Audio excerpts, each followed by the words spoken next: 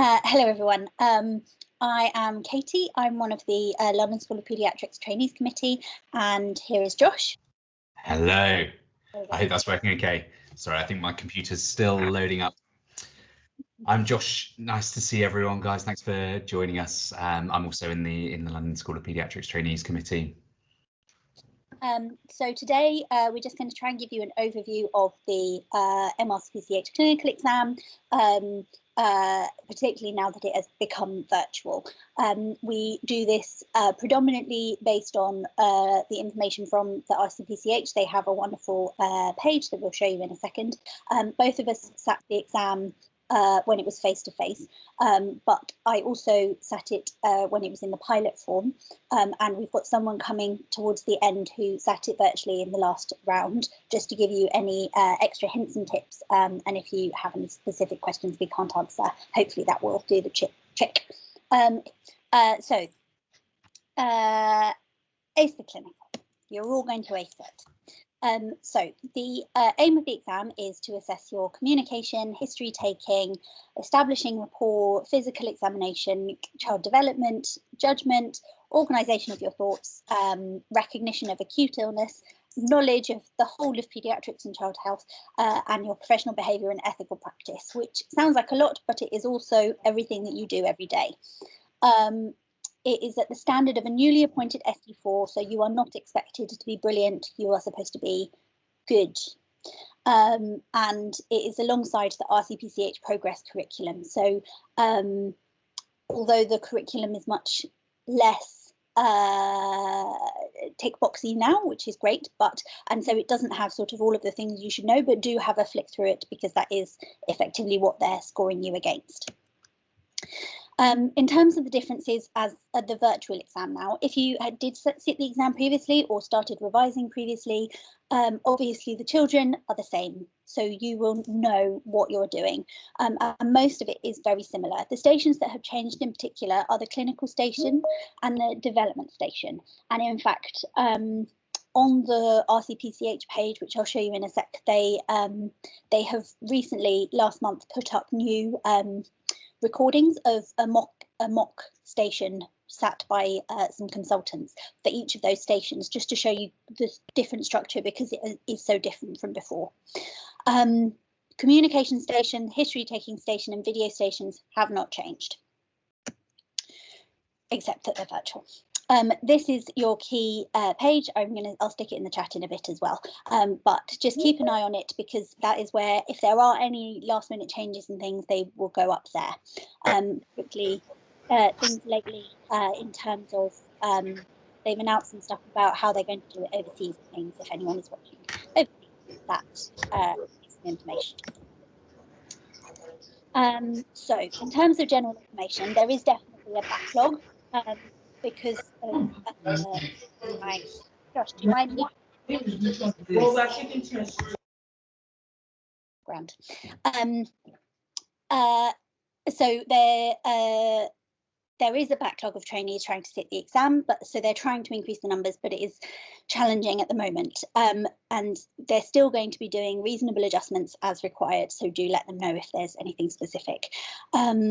They have said that you can sit the exam anywhere, but they suggest not to work because NHS computers and IT systems are so unreliable.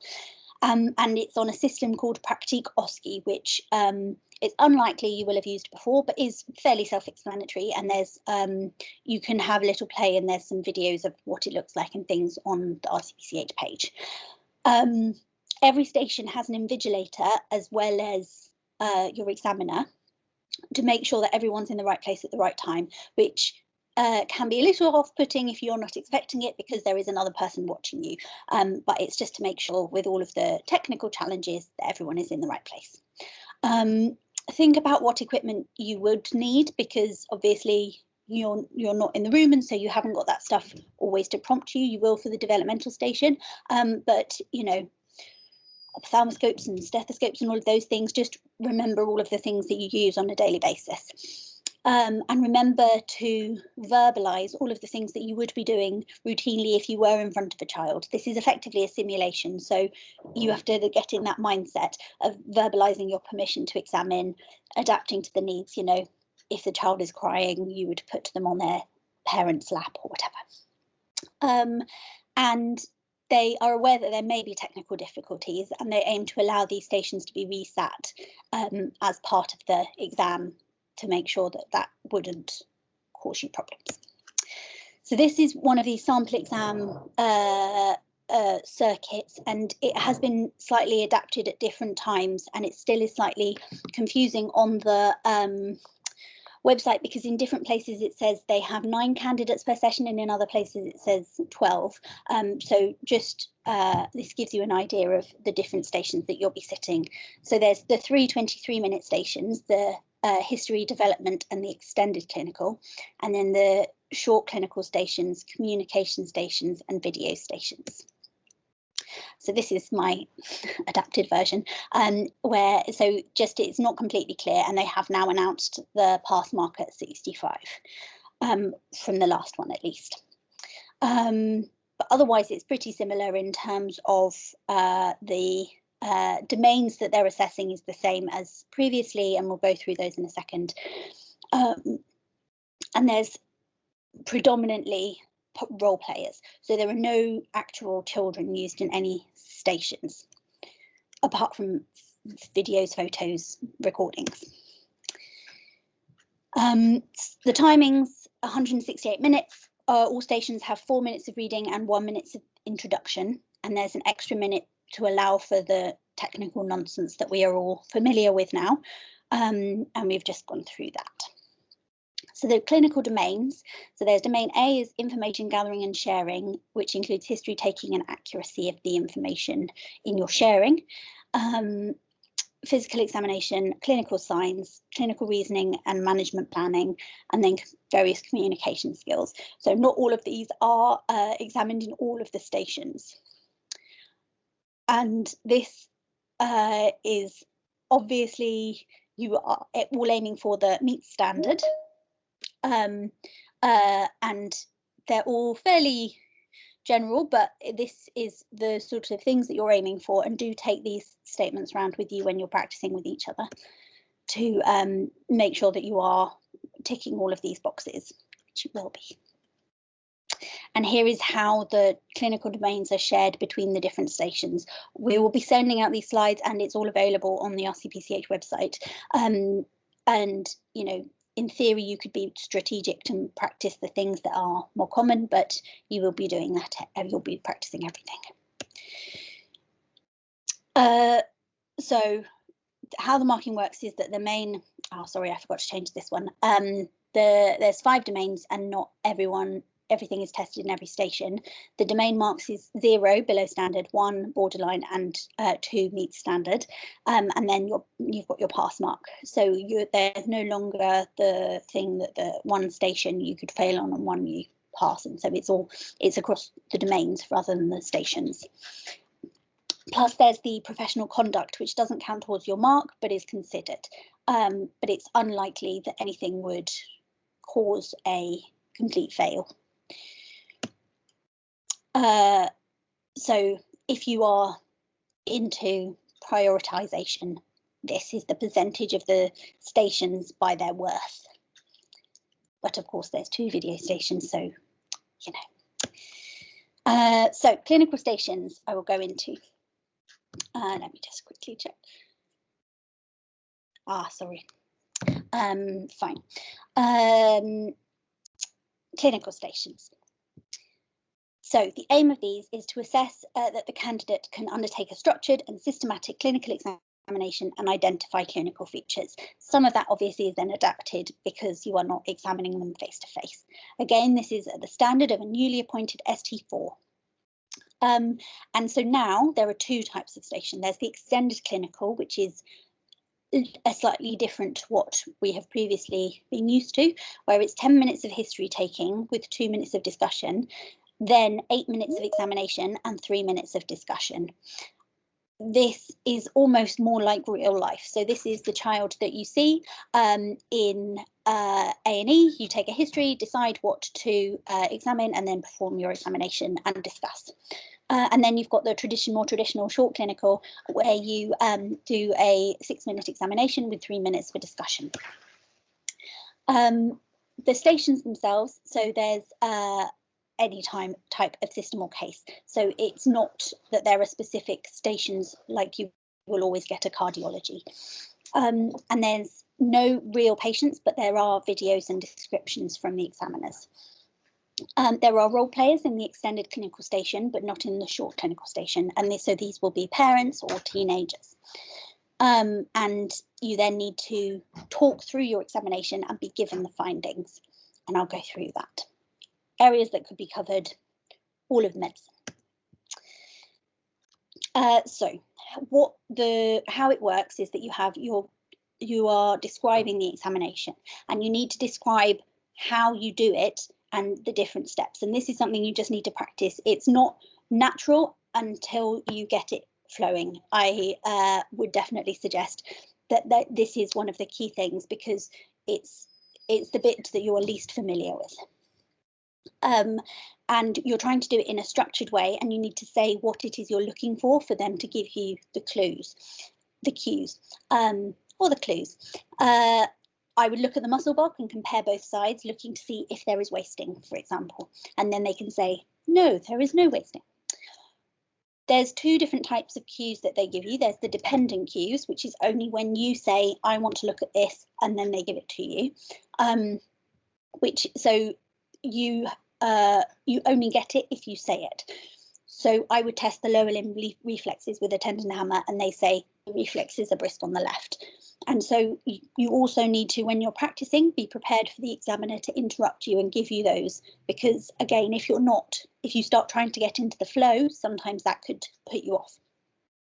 Then there's the universal cues. So this is the silver lining of the clinical exam becoming virtual, is that actually at the start of the station, you are given all of the these extra cues. So this would be the things that you see when you go in the room. So is there a big scar? Is there a missing limb? Is there a very loud wheeze? And it's also the photos, audio and video recording. So a murmur recording, for example. But actually, because of the practicalities of the system, the dependent cues that involve media, so for example, the murmur, you wouldn't necessarily usually get when you go in the room, but you get that automatically as soon as you enter the room. So you can use that to your advantage if you can. What's expected is just an organised approach, a clear systematic pattern, and look like you've done it before. You should be competent at assessing all of the different areas and identifying the signs present, and then discussing the findings and the interpretation. So yes, you wouldn't necessarily have to work out that, like, listen to the murmur to hear the murmur, but you are just played the murmur and have to then interpret that.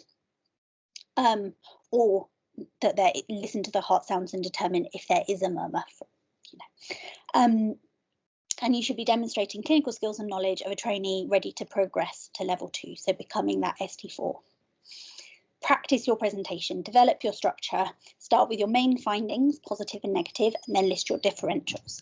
And you can be practicing doing that with every child that you see in the meantime, even if it's not for specific practice. You're doing this every day. This is something prepared by the college, and it's on the college website, and it tells you how they want you to do every exam. So use it, learn it. Development station. Josh, was this one you? That's me. Masha.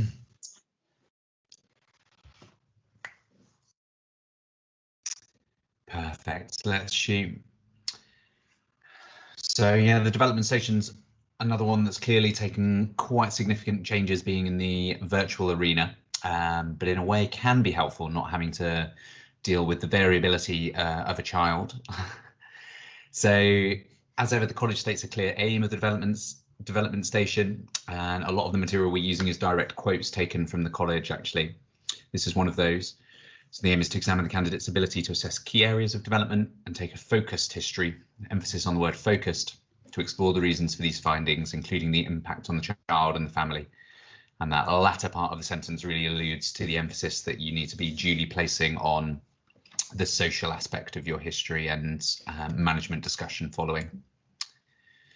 And what you'll need to be doing is information gathering, doing your clinical developmental assessments, so kind of history, and then an examination if you like.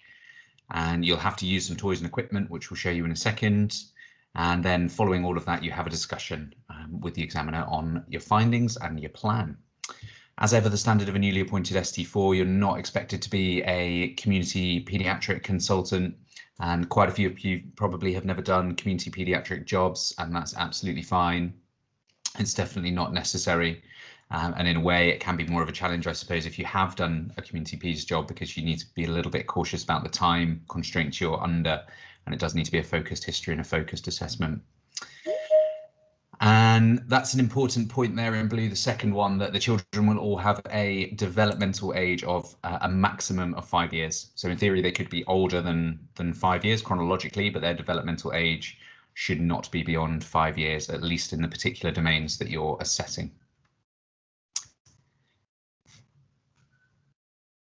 So with regards to the assessment, you have your history taking. We've broken down the timings there. You can see there's 10 minutes that you have to talk to the parents, plus or minus interact with the child. And you'll have a 2-minute discussion immediately with the examiner following that. You then will be asked to assess a very specific area of the child's development, and the college specifically state that there will not be sufficient time to carry out a full assessment, and they will specify what they want. And the practicalities of that is that it will be limited to 1, perhaps 2 of your 4 big domains. You won't be asked to carry out all 4 domains. And the timings there are 8 minutes to examine and then 3 minutes to discuss with the examiner. So you can see the discussions with the examiner interspersed between your history and your examination. We give an idea of how accurate you should be there. So if the developmental age is up to around 2 years, then you want to be aiming for guessing the developmental age or putting a mark on the developmental age within the accuracy of around 3 months. And beyond that, 2 to 5 years within about 6 months would be satisfactory. And this is an important point. The child may or may not have a syndrome or a neurological abnormality. They may have other features going on. It's important you don't get distracted by those things, because there might be a lot of things to potentially comment on and start digging into with both history and examination. So just bear in mind that your job in this station is to assess the development and not those other things. You certainly can comment on them, but if you do so, make sure you do very briefly. And in fact, I would say it's quite appropriate to mention those things in your discussion with the examiner, but only mention them briefly. The focus is the development. And then, as we've said, you'll have a discussion about the management plan also with the examiner. So it's presumed that you have this standard set of equipment available to you. The same for everyone, and of course it's all done verbally. So you just say which piece of equipment you would use and when. You certainly don't have to use all of these by any means. This is just a toolbox that's available to you, and you can pick and choose which ones you want to use from there. So my suggestion would be pick out the favorites that work for you with the structure that you come up with in your mind after having some practice and discussions with your peers, etc. And stick to those ones. Usually the ones that people find the most useful are, I would say, the wooden cubes, certainly the paper. Scissors potentially can be helpful, and the books will usually be very helpful. But if you want to use others, then that's absolutely fine as well, whatever works for you. But you can't use anything beyond what's shown there in the picture and in the list, just to be clear. So with regards to the history, you do need to be very focused. You want to explore the likely cause of any developmental impairment that may be there. So you want to focus on things like the birth history and antenatal events. It might be that they already have a known chromosomal disorder. Again, you want to explore their medical history. So really the key with all of this is that you work through your usual history that you'll be used to doing when you're seeing a patient in A&E, for example, but your focus really lies on teasing out the information that's going to be relevant to this child's development. And you can see family history is going to be important quite rightly. And is this an isolated delay issue in one specific domain, or is it a global developmental delay? Something you can explore with questions. Does the child have any other comorbidities that may or may not be directly relevant or indirectly relevant? And really important is to assess the impact on the social situation of the family. Are they getting income support? Are they having any additional help? What other members of the MDT are providing input, as you see in the bottom bullet point there? Do they have an education plan? What school do they attend? All of that stuff really, really important, definitely shouldn't be missed. So there's quite a lot there. Potentially you do very much have to be focused and draw out the information that you want, and definitely practice doing this to time quite a few times. Practice, practice, practice. We've said that. This is likely to be something that's quite new to most people. It certainly was to me. So definitely spend a good amount of time practicing the development station for sure. You can definitely do the usual thing with your examination and say you'll look around the room for any clues at the beginning and list some things like wheelchair splints, especially if your focus is on the motor domain, for example. The general principle with any developmental assessment is that you'll start with easier tasks and then you keep progressing to harder ones, i.e. ones that correlate to a higher developmental age, and you keep going until you find the limits of the child. And clearly you don't keep pushing them beyond that if they're quite clearly not able to demonstrate that particular skill on that day. You don't have to start at the beginning, so you don't have to start at a developmental age of 6 weeks or 3 months.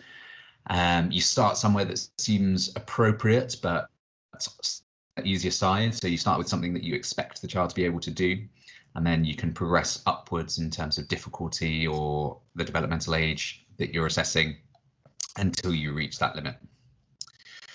And the last point is just about being careful with your wording so as not to cause offence. So just bearing in mind that although the child's not able to do something today, that doesn't necessarily mean that that's always the case, and it might be that the particular situation is not perfect on that day. So just be careful with the phraseology that you use when you're describing that.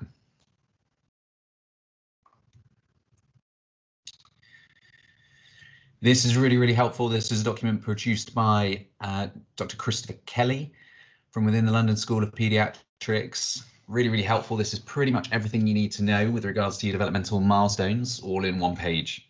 You can see it's divided up by the developmental ages on the left-hand green column there, and then the others are the each of the 4 big developmental domains. So this is really, really helpful. Pretty much everything you need to know. Very, very achievable to memorize this in not too long, and probably a lot more achievable than most other references you'll find. So that's really helpful. I'm sure we can find a link to that if you guys don't already have it. Otherwise, I believe it's on the FOAMed website, if I'm not mistaken, Casey. It's on the MRCPCH Clinical revision page. The thing is at the bottom, but yes, we'll send it out and put it in the chat. Perfect, thank you. Brilliant. So yeah, choose what works for you. The other thing to say about that is that there's lots of resources out there that list different developmental milestones at different ages, and you will see sometimes some discrepancies. There are almost invariably only minor discrepancies, but some discrepancies nonetheless. So some might quote a particular milestone to be 12 months, whereas another might say 15 or even 18, for example. That's fine. It's well accepted that there are those discrepancies out there. The important thing is that you just choose your one resource, whether it's this one or another one, and just stick with that one resource to avoid getting yourself confused.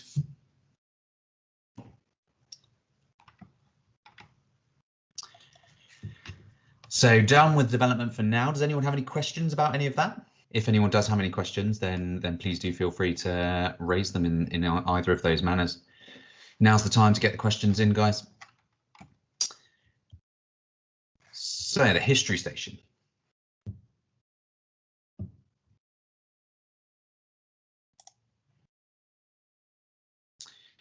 Here's our aim, taken from the college again. Again, that word focused history, really important. Then you're going to be summarizing. You need to be identifying the key issues and prioritizing and formulating a management plan. The situation that you'll face is either going to be a new problem. some potential examples provided there.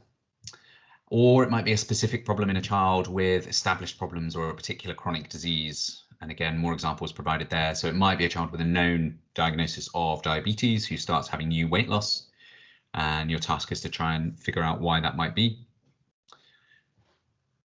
No examination in the history station, just history, but you may be given some additional adjuncts if you like. So you may be provided with some growth charts or some blood test results or some other investigation results. And if so, those will be given to you at the beginning of the session.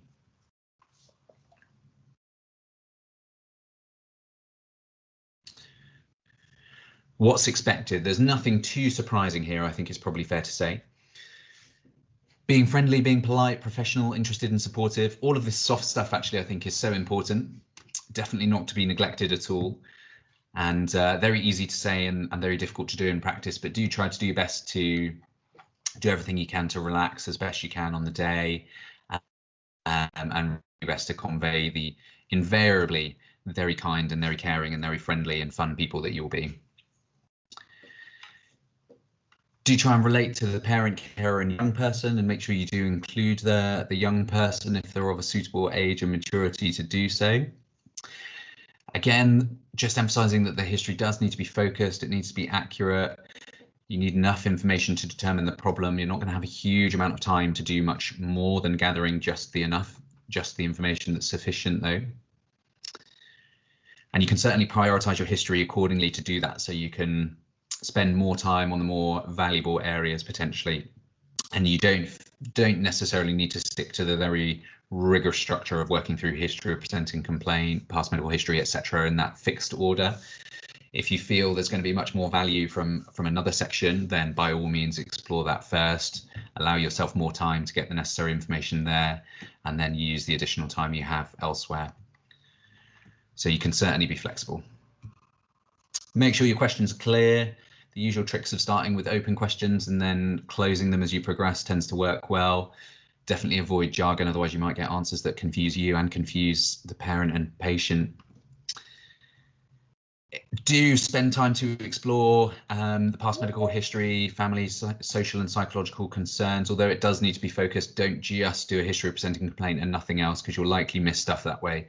They almost invariably incorporate some particularly social aspect to the history, so definitely leave some time to spend asking questions there. And again, that's just mentioning other areas to not forget: immunizations, allergies, previous treatment, what medicines they're taking now, are they taking those medicines. Explore concerns, fears, expectations and feelings. ICE, we used to call that at medical school. Ideas, concerns, expectations, definitely worth throwing that in there, especially if it's done towards the end, because often if you've missed something, then the actors will be pretty kind and give you a clue as well. So that's as good a reason as any.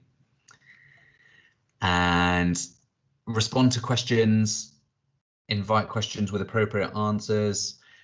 So that's referring, I guess, both to the patient and the parents, although this is more of an information gathering exercise than an information giving exercise, so you shouldn't be asked complex questions during your discussion with them, but clearly don't just ignore them. But also refers to your discussions with the examiner. Be empathetic, be nice, and it's worth checking at the end and summarizing back your history just very, very briefly, making sure that you're all in agreement, that you've summarized all of the relevant information and not missed anything and understood what it is they're worried about. And then you'll be expected to suggest some appropriate investigations and treatment options in your discussion with the examiner. When you are summarizing, definitely don't summarize the whole history again. So this is referring to summarizing to the examiner. The examiner will have just sat there and watched you hear it, so they'll be pretty tired of you and zone out very quickly if you start doing that. So definitely try to avoid that. Be very, very punctual. I think you really can't be too concise when it comes to this, and definitely do practice it, because it's an easy one to get tripped up by in the stress of an exam. There are different ways of summarizing that history back to the examiner. Some people like to use a problem list, for example, as you would find in the top of a clinic letter.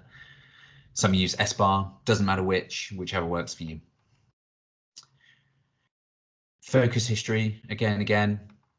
And you can definitely try to anticipate some of the examiner's questions and the discussion points. You can start doing that before you've even begun the station, just with the information that you're provided at the beginning, and have it at the back of your mind as you work through the station. And it might be that you have a little bit of extra time in between taking the history and your discussion with the examiner, so you can use that time to just quietly think about what's likely to come up and prepare yourself for that. Perfect. I can see we've got one question in the chat, so I can just have a go at answering that. Someone's asking, with regards to the HEADS questionnaire, is that a must in a young person?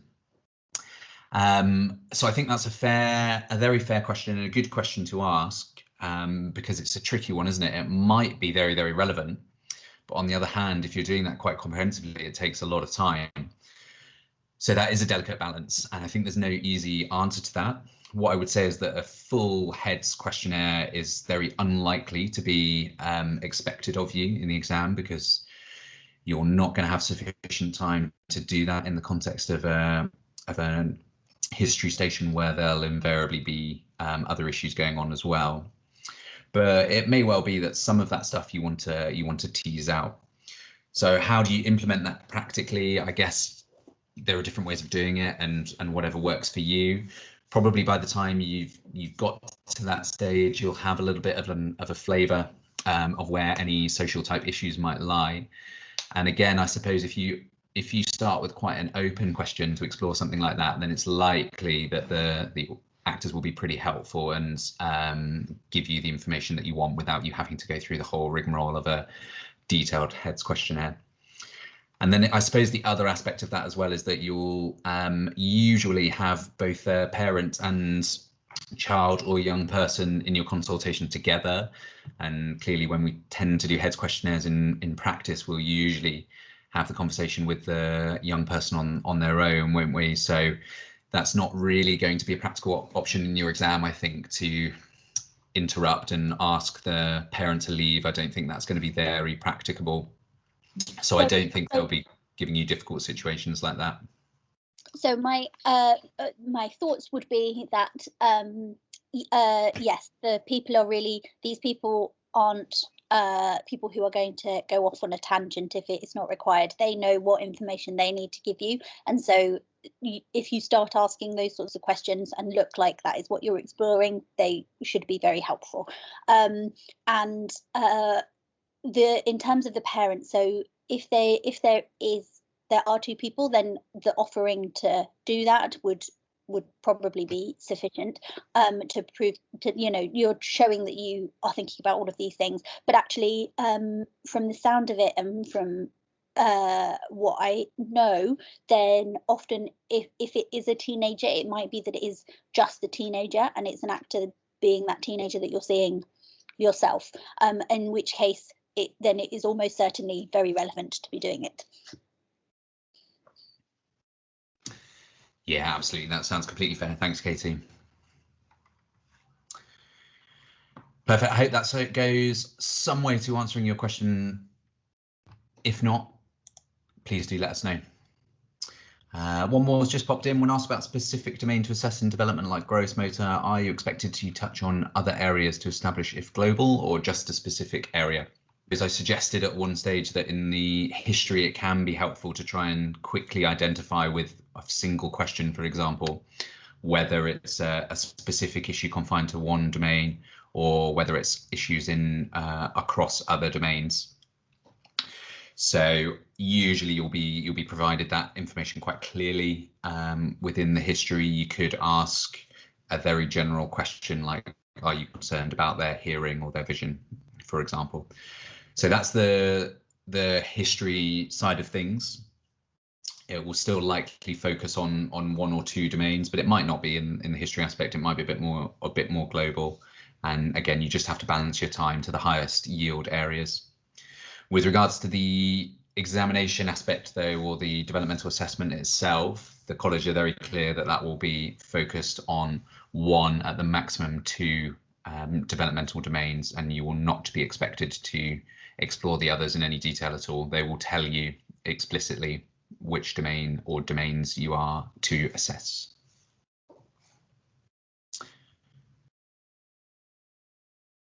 Okay. So moving on to the communication stations. These are reasonably nice ones. I think these are ones that you certainly can do quite well in.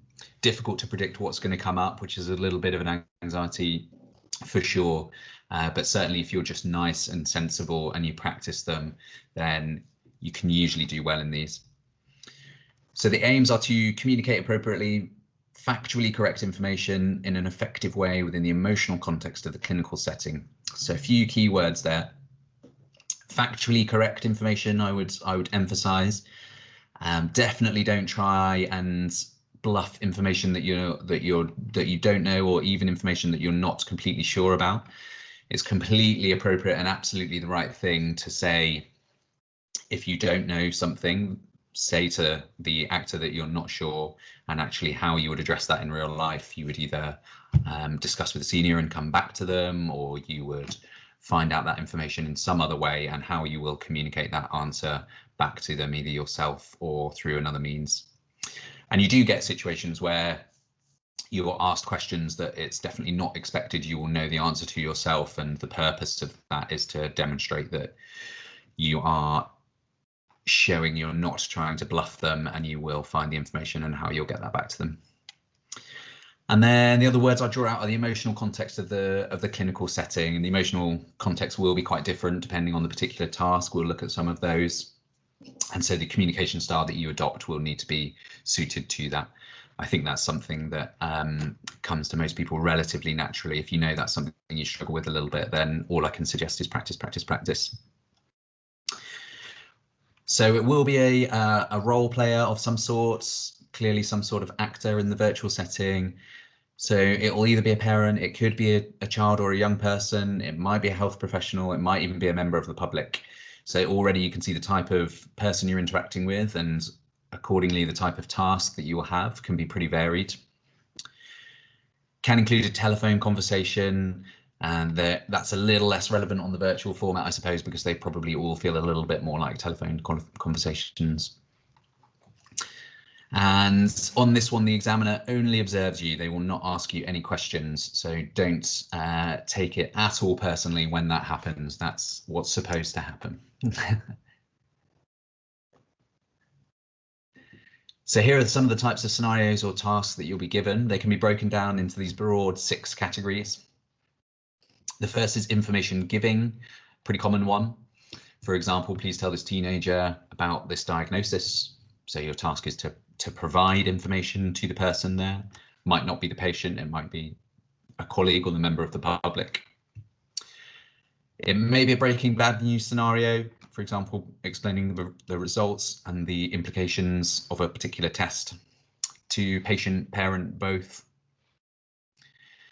It may be a consenting station, why there is a need to do a particular procedure, and going through the sort of consent process for that. It will be something that you guys are familiar with. It's not going to be some crazy procedure, of course, wouldn't be right to be consenting for that. Might be a critical incident scenario. These are another fairly popular one. For example, talking to a parent of a child who's been given the wrong drug, so some sort of error has been made, and your job will be to tell them what's happened, how it may have happened, sticking to the facts, and importantly, how you'll manage that yourself and with the wider team. Ethical questions can certainly come up. So, for example, a patient refusing any blood tests, and then you have to somewhat rely on your knowledge of the ethics and the law about how to proceed with the discussion. And education type scenarios can certainly come up. So, for example, explaining to a colleague who's more junior how they can deal with a particular situation, or it could be a medical student, for example, and they can even throw in things like hot teaching sessions that you have to squeeze in the space of your station, which can be quite a challenge.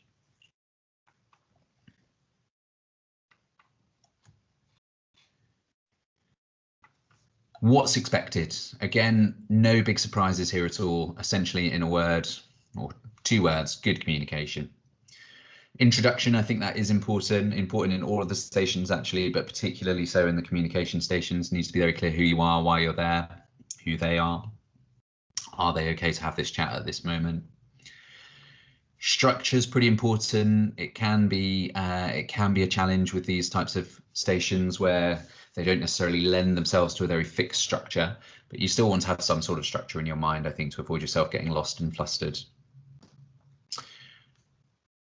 Rapport, body language, clearly they're very important. Difficult over video, of course, and the examiners do know that.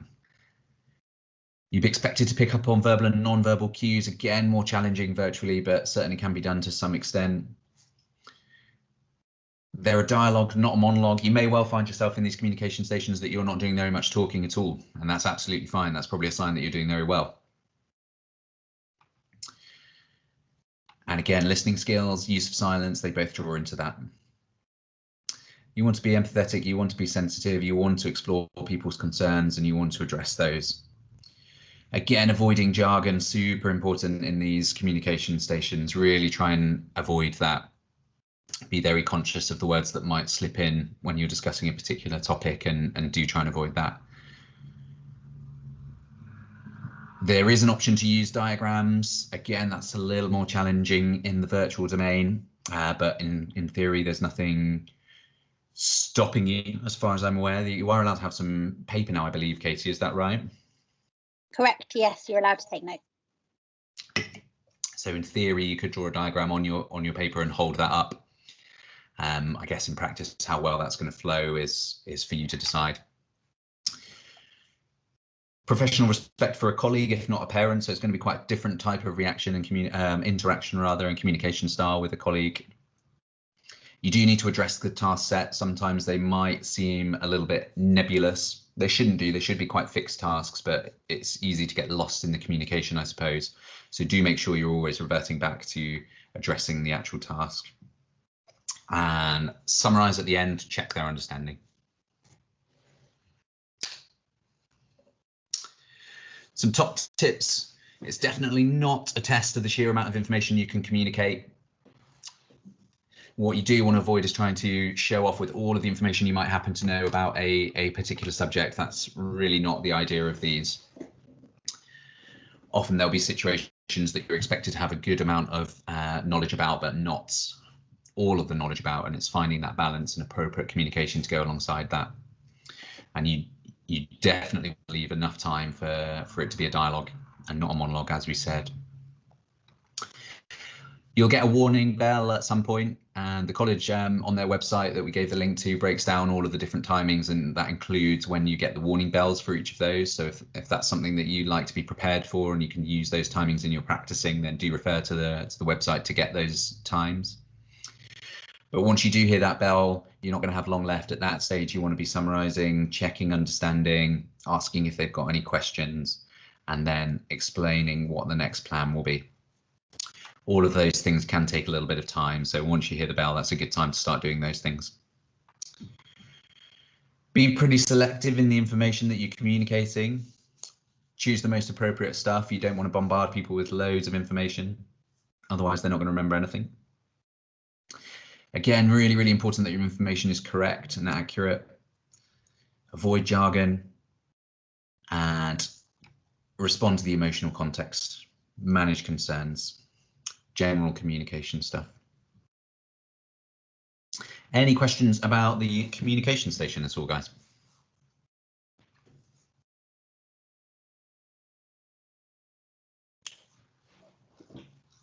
Grand.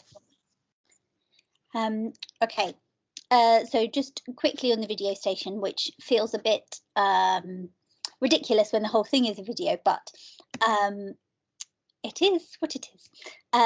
So this is specifically to assess clinical observations and decisions, and in the logic of it normally is that it is the things that can't be assessed usually in an examination, and they have sort of tried to stick to that in terms of the history and clinical stations. They will have more longer term things that you will see, whereas the video station is more acute, clinically unwell people, children. And so these are the things that you might be seeing in your emergency department or in the neonatal unit. And then it's a discussion about your clinical reasoning and initial management. So it's the acute problems.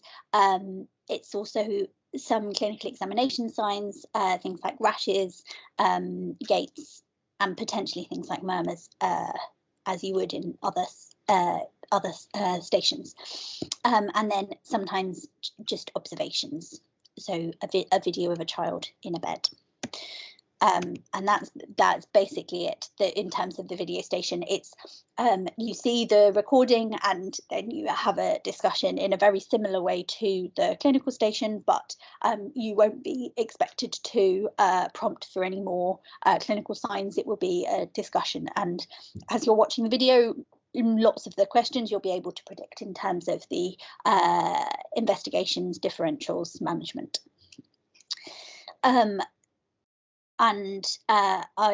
My main tips in terms of this would be YouTube is your friend and is full of all of these people who put videos of their children on the internet, and so you can see all of these signs if you go looking for them. Grand. So some general tips about the exam and your preparation. So revision tips would be practice talking, because this is so much about how you're trying to explain things. You just have to practice that actual dialogue, because it is a fine balance between learning how to recite a cardiovascular exam and making it sound like you're actually doing it, rather than just reading out a list of, I looked at the hands, I looked at this, I looked at this. And in a way that you can hear those cues being then given to you.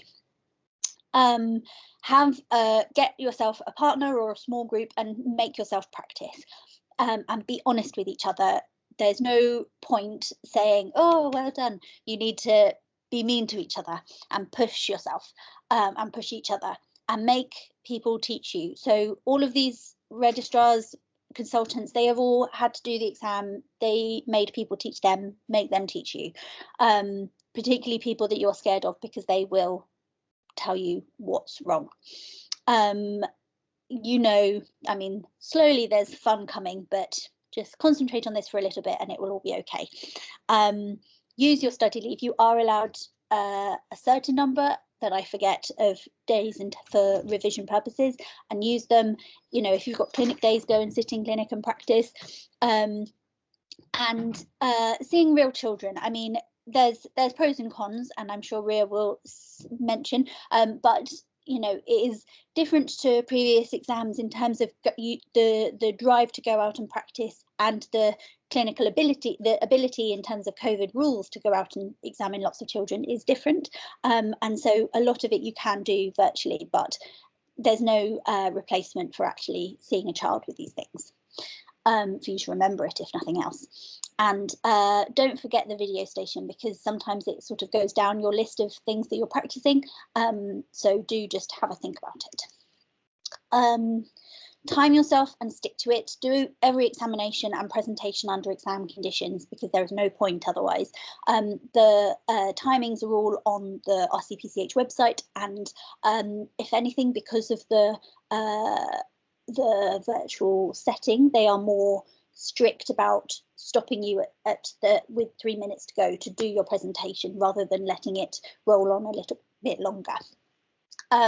So you have that amount of time to do your examination, so make the most of it.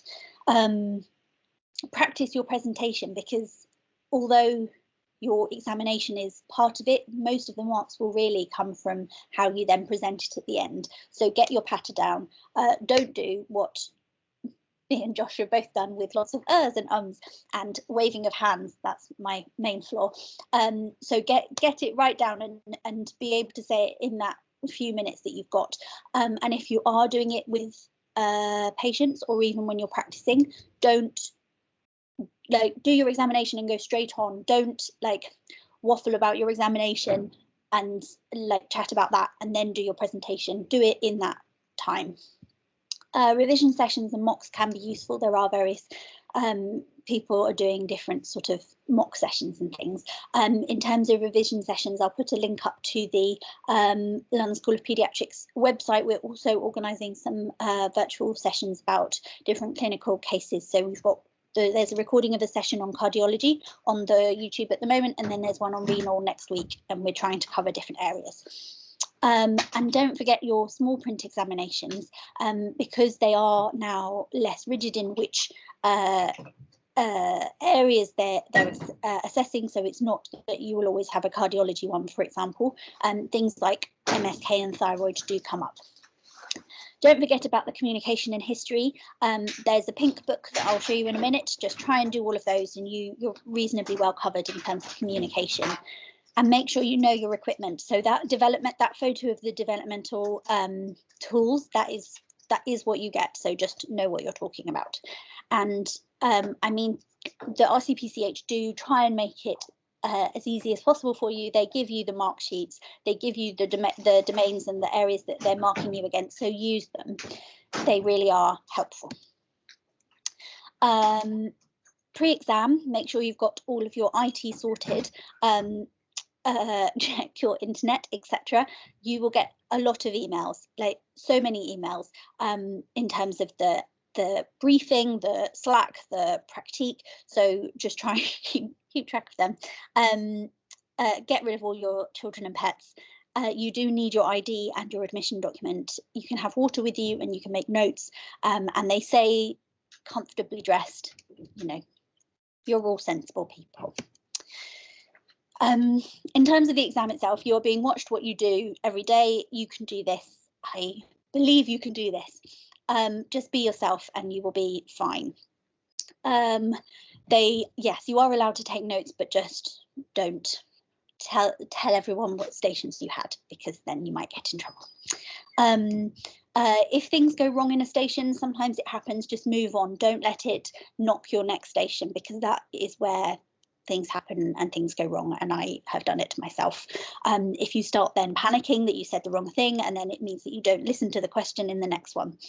So just try and take those minutes in between to forget. Don't make up signs. They will definitely penalise you less for not picking up that split heart sound than they will if you make up a murmur that isn't there.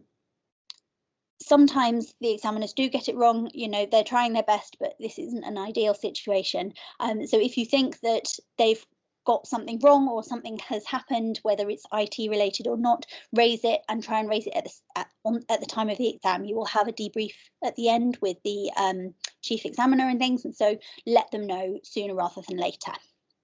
And you will, on the day, be added to the Slack channel so that you can communicate, and if there are any urgent issues, they can help you right away. And then forget about it all for, they say 6 weeks. I mean, the fact that it is virtual doesn't seem to have sped up their marking process any amount. So try and forget and enjoy the imminent freedom that you will all have. And if it all goes wrong, the world will not collapse. I failed the exam the first time and passed the second time, and I definitely felt that I learnt more in the way of doing it, and lots of wonderful seniors didn't pass first time. I know one consultant that failed 6 times, and they're great. I know it's slightly different because you're not going around and seeing all of these children, but this really is the most useful exam to the rest of your life. It does make you better at what you're doing. But it is sometimes just luck. Sometimes there is a reason, and just don't do it again. You will get a copy of your mark schemes, and they should give you useful feedback. They've been adapted so that there's more, tried to put more detailed feedback in based on the domains so that you can get an idea of what to do next time if needed. If borderline, consider a remark. They have tried to, with the changes to the exam before it became virtual even, they have tried to make it harder to just fail, as in if you are borderline, they will have reassessed everything that you did to check and try and mark you up if they can. So it's also expensive now. It's more expensive, so think about it, but it's up to you. These are useful things to think about. So the RCPCH website is lovely, and they put all of the things up there and any changes. This is the one that this is the MRCPCH Clinical revision page from the London School of Paediatrics. It's part of Paediatric FOMED, and there are some videos on there with examples of different stations from a previous version of the exam, but still quite useful. And that is where the development in a page is from. Generally, YouTube is wonderful. The London School of Paediatrics YouTube will have lots of useful things as well if you're looking for specific stuff.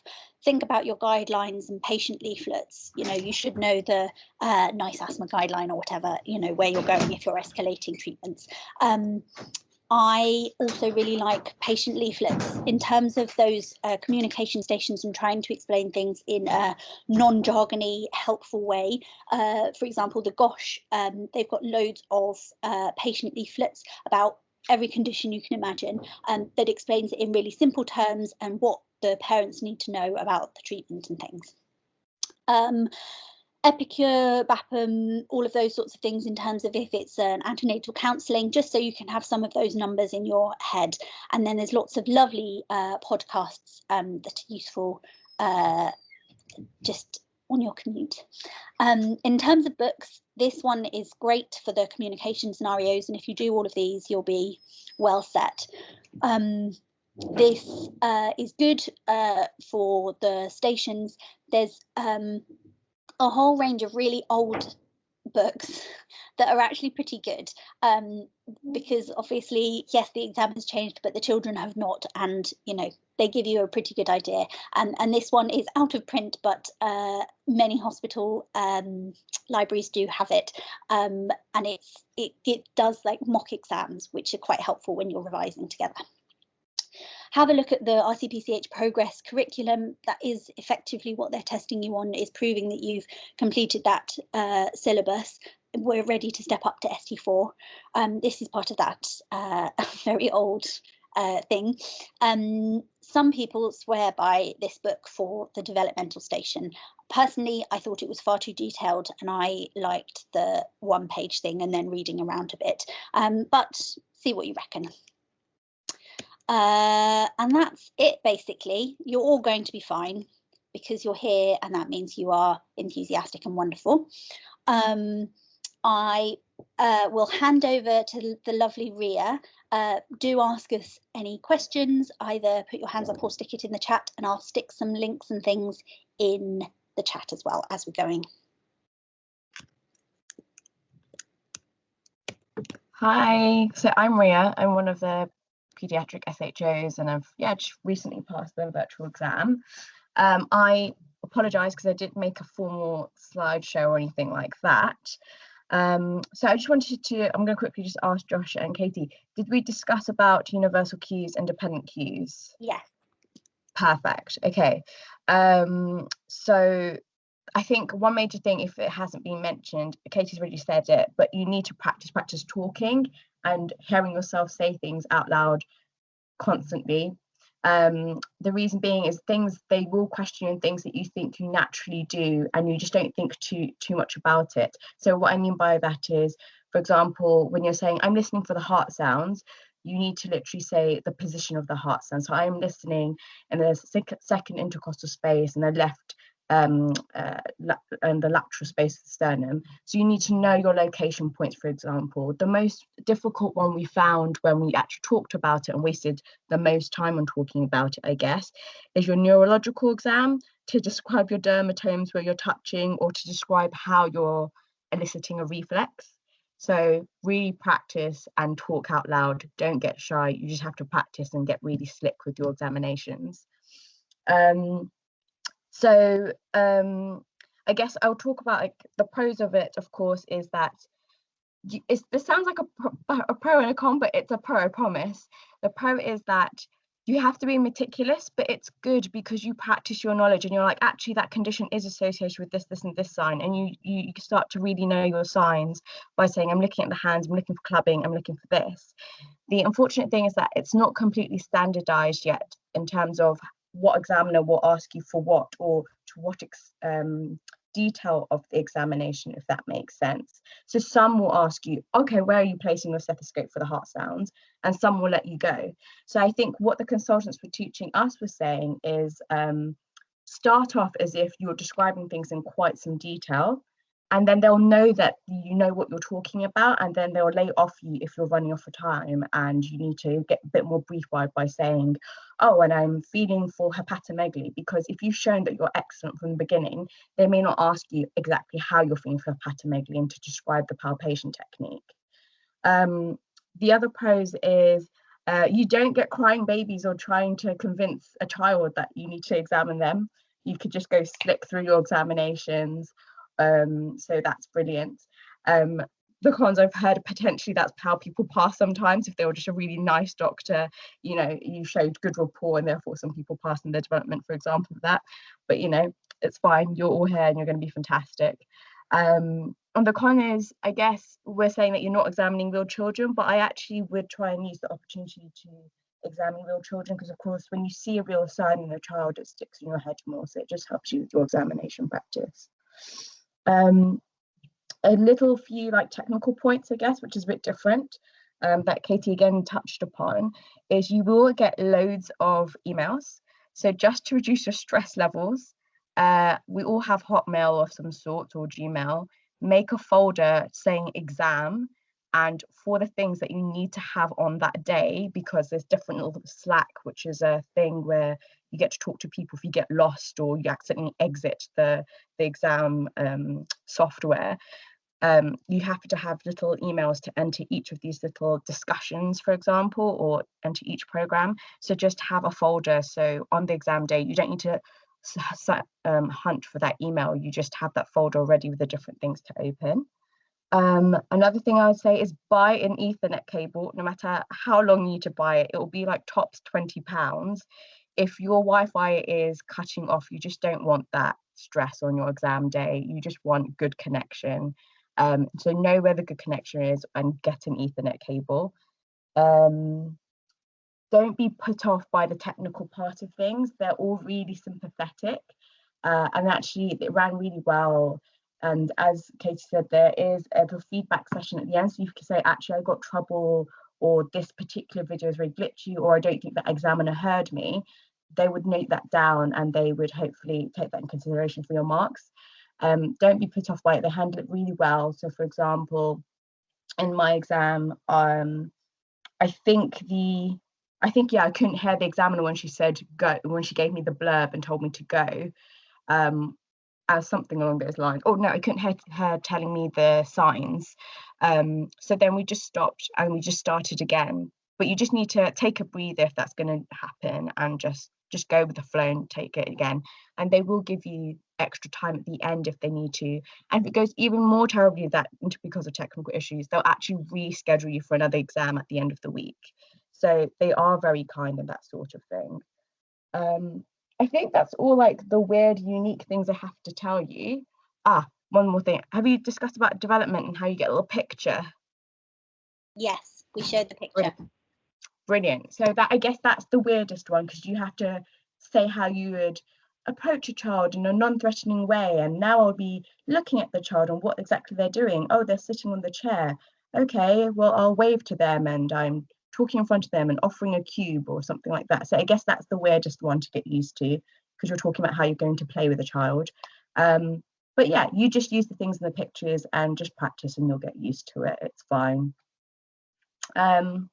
I just blabbed on a bit there. Does anyone have any specific questions? There's a question in the chat just about asking questions in the examination part. So you are in the you should have taken your history already, because the parent or whatever will have left at that point when you're then doing your examination. So at that point you're just doing your examination questions.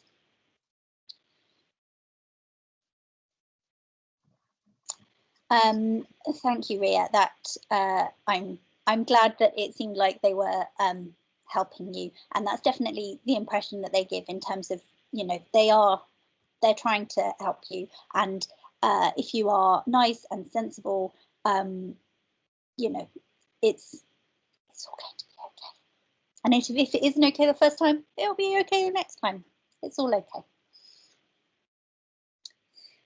Any other questions?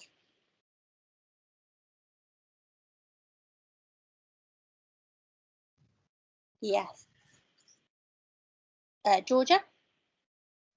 Hi, I just wanted to ask, I had a quick look at the mock video that you mentioned they have put on the website about the development, and the way they were presenting it, it was the candidate was actually asking the examiner, does the child do that? Does the child you know, jump on one leg? Does the child hold the ball or whatever? It wasn't more like I'm going near the child and, you know, trying to make them hold the ball or whatever. So I'm just a bit confused of how I'm supposed to approach that, if you guys know.